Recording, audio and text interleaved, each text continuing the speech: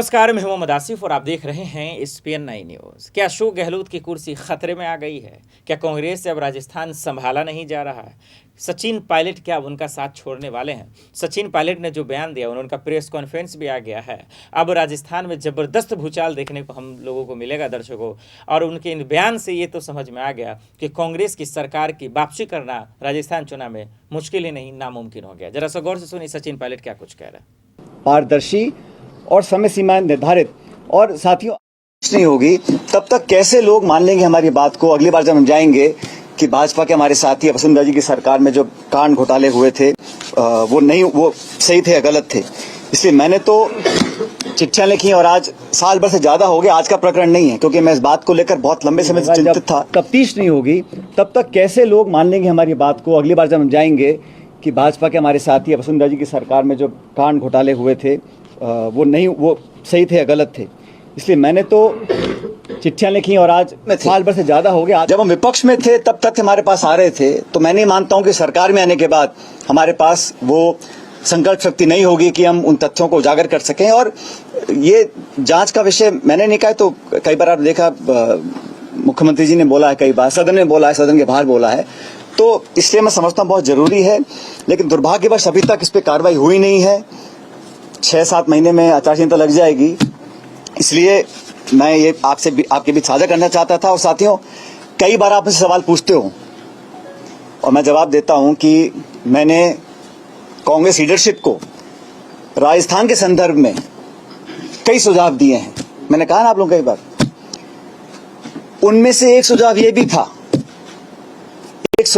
भी था कि पार्टी की साख बचाए रखने के लिए पार्टी के नेताओं द्वारा दिए गए आश्वासन और भाषण ऐसे ना लगे कि हम सिर्फ चुनावी रोटी सेकने के लिए झूठे मूठे आरोप लगाते हैं और सत्ता में आने के बाद हम सब भूल जाते हैं। तो ये सुझाव भी मैंने लीडरशिप को दिया था, लेकिन अभी तक इस पर कार्रवाई हुई नहीं है, ये हम सब जानते हैं। इसी को देखते हुए, क्योंकि 11 अप्रैल को महान समाज सुधारक लगभग 200 साल पहले जन्मे ज्योतिबा फूले जी की जयंती है, इसलिए मैं 11 अप्रैल को राजस्थान में शहीद स्मारक के ऊपर एक दिन का अनशन करूंगा, इस बात को दोबारा रखने के लिए कि करप्शन को लेकर हमारी सरकार जो कहती है हम कर दिखाएंगे।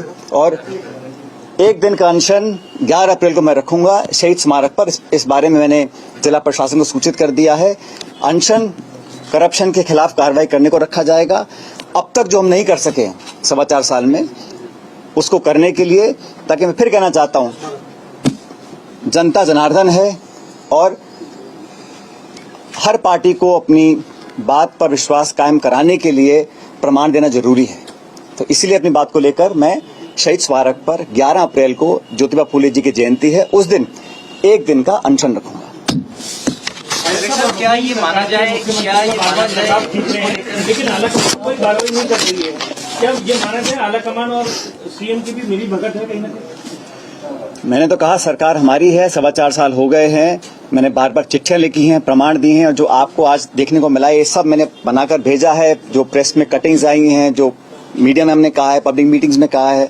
और जब दोबारा हम जाएंगे चुनाव में और भाजपा पे आरोप लगाएंगे तो जनता पे विश्वास क्यों करेगी? इसलिए अपनी विश्वसनीयता बनाने के लिए ये बहुत जरूरी है कि हम कुछ कर दिखाएं। और मैंने कहा ना, ये जो मिली भगत का आरोप हमारे विरोधी लगा सकते हैं, भ्रम फैलाने की कोशिश कर सकते हैं कि कहीं वसुंधरा जी या मुख्यमंत्री जी या किसी और का कहीं कोई आपस में गठजोड़ तो नहीं है, क्योंकि पिछली सरकार में हमने आरोप लगाया, कमीशन बनाया, उसमें कुछ कमी आ गई, उस पर कार्रवाई नहीं हुई। दोबारा सरकार में बीजेपी आई, हमने और बड़े आरोप लगाए, हम राष्ट्रपति के पास गए, गवर्नर के पास गए, ज्ञापन दिया, लोगों को आश्वासित किया। 4.25 साल हो गए और हमने कोई कार्रवाई नहीं करी है, कम से कम मेरी जानकारी में तो नहीं है। इसलिए मैं चाहता था कि पब्लिक में हम लोगों की बात जनता माने अगली बार भी, इसलिए कदम उठाना जरूरी है। ये कांग्रेस जो राजस्थान मॉडल प्रमोट कर रही है, कि राजस्थान मॉडल के बारे में बात की जा रही है, क्या आपके अनुसार राजस्थान मॉडल वैसा नहीं है जैसा दिखाया जा रहा है? भाई, मैंने तो जो मुझे इशू लगा पब्लिक डोमेन में आना चाहिए, जिस इशू को लेकर मैं 5 साल में संघर्ष किया, और मैं जब अध्यक्ष था तब हम सब लोगों ने, ये ऐसा नहीं है कि किसी एक, मैंने तो अशोक जी से बहुत ज्यादा बोला है इस बारे में, हम सब ने बोला है। लेकिन सरकार जब बनी है तो पार्टी की सरकार बनी है, तो इसलिए मैं चाहता हूं जो हम बोल रहे हैं सदन के अंदर बोल रहे हैं, जांच का विषय है, जांच का विषय है, जांच का विषय है, कितनी बार मैंने बोला, कितनी बार गहलोत साहब ने बोला, तो उस पर तो हमें कार्रवाई करनी चाहिए। अभी तक नहीं करी, ये बहुत बड़ा सवाल है। और समय कितना बचा है? सुझाव पार्टी क्यों नहीं मान रही, क्या लगता है? ये सुझाव पे कार्रवाई करने का काम सरकार का है, इसमें संगठन का कोई ज्यादा लेने देना नहीं है, सरकार की जिम्मेदारी है। अशोक गहलोत जी ने तो क्या करें? आपके इलेक्शन में कौन कौन एमएलए मंत्री बैठेगा? मैं बैठूंगा जी, हाँ गोयल साहब मैं बैठूंगा। सचिन सर, अशोक गहलोत जी ने तो आपके ऊपर भी बहुत सारे आरोप लगाए, लेकिन आपने तो उन आरोपों को कोई जवाब ही नहीं दिया आज तक। भाई आरोप नहीं लगा रहा हूं मैं, आपने मेरे ढंग से सुना नहीं। मैं तो आपके ऊपर मैं तो सिर्फ तथ्य प्रमाण के साथ रख रहा हूं सामने, अब तक का इतिहास बता रहा हूं और हमें क्या करना चाहिए इस पर अपना बात रख रहा हूं। आरोप प्रत्यारोप की राजनीति मैं नहीं करता हूं। सचिन जी, मेरा ये सवाल था कि आपने वसुंधरा राजे के बंगले के ऊपर भी कहा था कि उनको छोड़ना चाहिए, लेकिन आप 3 साल से उप मुख्यमंत्री नहीं है, आपकी नैतिकता आपको नहीं कहती है बंगला? सरकार अपने विवेक से बंगले आवंटित करती है, जिसको करना है करे, नहीं करना ना करे, जो सरकार का आदेश होगा हम सब मानेंगे उसको। सचिन जी, आपको नहीं लगता आपने कई चिट्ठियां लिख दी, तो मंशा तो जाहिर है सरकार की कि वो आपकी चिट्ठियों को बहुत ज्यादा गंभीरता से नहीं ले रही। ऐसे में आपका अनशन, आपको लगता है कोई और रास्ता? भाई उम्मीद पे दुनिया कायम है, क्यों नहीं करेंगे? हो सकता है कुछ मजबूरियां रही हों, लेकिन अब मैं अनशन कर रहा हूं क्योंकि मैं चाहता हूं कि हमारी सरकार इस पर कार्रवाई करे। समय बहुत ही कम रह गया है, इसलिए आज मुझे करना पड़ रहा है। तो मैं तो चिट्ठी, आपको पता है चिट्ठी लिखी है मैंने, आज 1 साल से ऊपर हो गया।